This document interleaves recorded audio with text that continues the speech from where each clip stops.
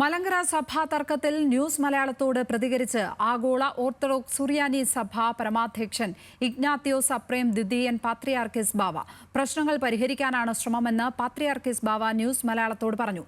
ഇരുവിഭാഗവും ഒന്നിച്ചിരുന്ന് ചർച്ച ചെയ്തെടുക്കുന്ന ഏത് തീരുമാനവും അംഗീകരിക്കാൻ തയ്യാറെന്നും പാത്രിയാർക്കീസ് ബാവ പറഞ്ഞു.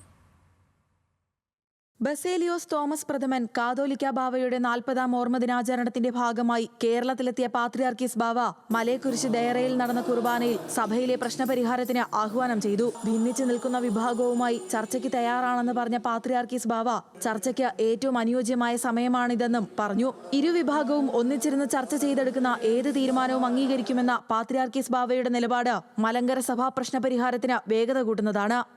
However that which is achieved is left to these committees and to the recommendation of our church here. We would like to see peace in Kerala, we would like to see peace in our church, peace among all Christian churches and in the entire world in fact. Malankara സഭാ പ്രശ്നത്തിൽ പാത്രിയാർക്കീസ് ബാവയുടെ മാധ്യമങ്ങളിലൂടെയുള്ള ആദ്യ പ്രതികരണമാണ് news മലയാളത്തോട് നടത്തിയത്. പ്രശ്നങ്ങൾ പരിഹരിക്കാനാണ് തങ്ങൾ ശ്രമിക്കുന്നതെന്ന് പാത്രിയാർക്കീസ് ബാവ പറഞ്ഞു.